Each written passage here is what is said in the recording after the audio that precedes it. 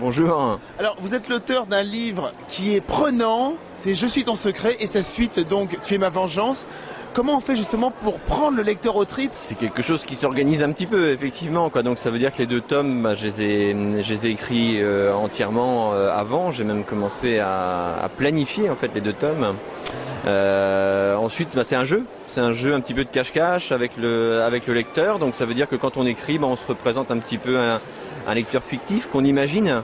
En tout cas, moi, c'est comme ça que je procède. Donc, et puis, j'essaye de mettre un petit peu à sa place, ce qui n'est pas toujours simple d'être à la fois écrivain et lecteur, quoi. Mais c'est comme ça, en tout cas, que moi, je teste un petit peu mon livre. Et puis, après, je croise les doigts pour que ça fonctionne, hein, évidemment. Vous vous laissez surprendre parfois par votre machination? Oui, mais j'ai quand même un plan très très précis de ce que je vais écrire. Donc ça veut dire que si je fais un changement, je vais le faire avant sur mon plan pour voir si tout fonctionne. Pour essayer d'introduire effectivement des détails qu'on va récupérer ensuite ou d'avoir des indices avant que les choses n'arrivent, qu'on puisse relire aussi une deuxième fois en disant ah oui tiens ouais en fait il y avait ça, j'avais pas vu, etc. Donc ça nécessite effectivement un cadre assez rigide pour justement pouvoir se lâcher complètement à l'écriture ensuite et que cette rigidité elle apparaisse plus, quoi, il faut que ça fasse facile en fait, il faut que ça soit voilà, donc c'est le but.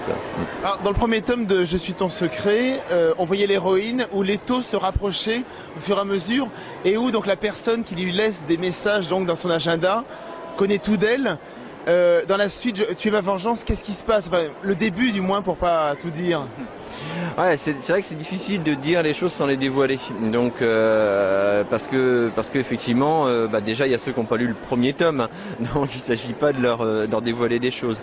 Disons qu'elle va comprendre tous les liens qui peuvent exister entre ce qui se passe et sa vie aussi à elle. Et elle va découvrir des choses sur elle-même et sur sa vie grâce à l'enquête entre guillemets qu'elle mène. C'est vraiment une enquête puisqu'elle est un petit peu contrainte, c'est-à-dire qu'une fois qu'elle est dedans, elle n'a plus vraiment le choix. Et bien que ce soit une adolescente plutôt bien dans sa peau, etc., c'est pas quelqu'un qui est tourmenté en tout cas au départ. Il y a quand même quelque chose qui cloche et cette chose-là, elle va l'approcher et le découvrir dans ce tome. Donc c'est vrai que c'est du coup au niveau on accompagne cette jeune fille et du coup on s'en rapproche peut-être encore plus dans ce deuxième tome, quoi. Alors à côté de vos deux livres, pour faire patienter les lecteurs, il y a un accord avec votre éditeur, avec Rajo. Vous envoyez, enfin les lecteurs peuvent s'abonner à une newsletter et il y a le journaliste qui suit l'enquête, Ricardo Sanchez, qui envoie régulièrement des mails pour dire où il en est. Comment ça fonctionne ça?